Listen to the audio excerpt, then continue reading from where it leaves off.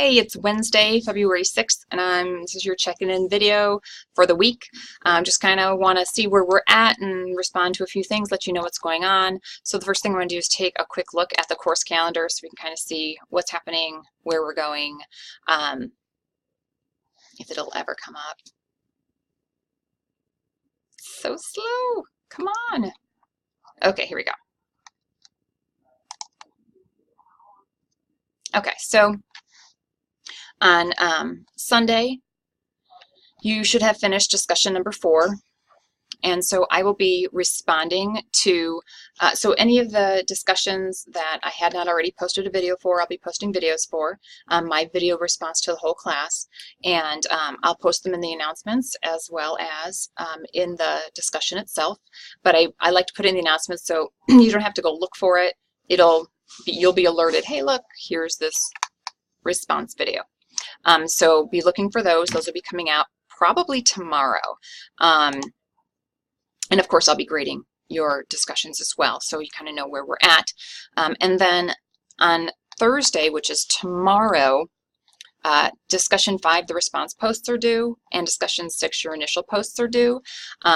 So you guys are, at this point, done with reading Alice, and I'm curious to kind of know what you think of it now that, because I'm going to, like I said, read those last few discussions, and because I'm sure it's different than what you expected. There are probably a lot of things that are different. It's a little more complicated than I think people expect, and there's so much more social commentary going on, and you can tell by looking at the annotations in the version we have in the annotated Alice, how much stuff is really going on. But now that we are finished reading Alice, and you guys are going to finish discussing Alice tomorrow night with your responses, we can kind of use that as a baseline. So it's like, okay, here is the original. And now that we have a little better understanding of the original, let's look at the adaptations. So these film adaptations are what we call transmediations. And it's called a transmediation because it's a change in media. So it's not just a remediation. If they were rewriting the book, it'd be called a remediation.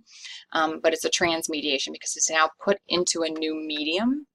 And we're going to talk a little bit about that too. Like some of the questions are like, why do you think they made changes? Or, you know, some of the stuff that it has to do with the project. It's also like, what, you know, looking at which version of a character is the most, like you think is the best version of the character, and why is it good for its particular audience and things like that. Because as we start getting into now moving from the text to the films, we have to remember that films are a whole different type of storytelling media because they're visual, they're audio, they're visual.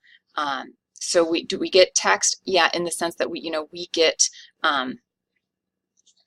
we get language, we get spoken language in there. That would be the same as reading what the characters are talking about, but we get so much more with music and color and all of these different things that are happening. But we also, so in some ways it's this great storytelling medium that has so many possibilities. We can be so creative with it, but it's also a medium that is limiting in the sense that it limits the time. So usually you have to shorten the story down.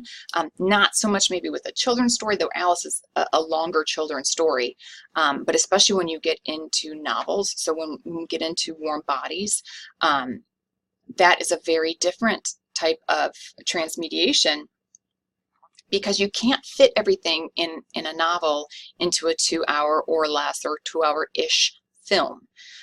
And so you have to make a lot of choices as to what is going to be cut.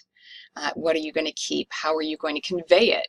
And that's what this, we're going to start getting into in this class now, as whenever we move from the text, and we see the transmediations in the films, that has to be part of the discussion. It can't just be, we like this version of the story, but it's looking at what changes were made, why were they made, how is this story being told through this medium to this particular audience. So just as Lewis Carroll had a specific audience for that time period, and in in Britain, you know, where he released the book, we have to think about who was the audience for the 1951 film. So it was created by Disney, which means their immediate audience would be, you know, the population of the United States, and then of course beyond, but that would be the first population, would be the US, right? And it's people who lived in the United States in 1951. So we need to be thinking about, okay, what was it like in 1951?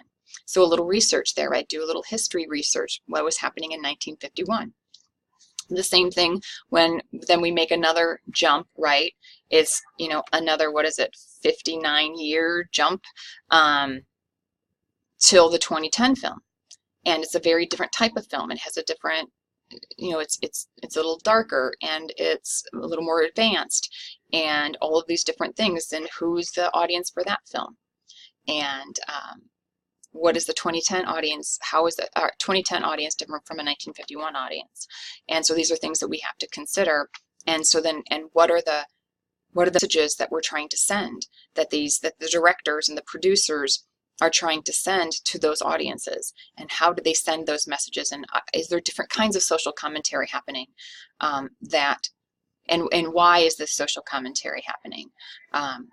And you know, I would say something that really sticks out to me as you're watching these films is like a social commentary that, at least in my estimation, that if I were to analyze the film that I see is in the 2010 film with the Mad Hatter.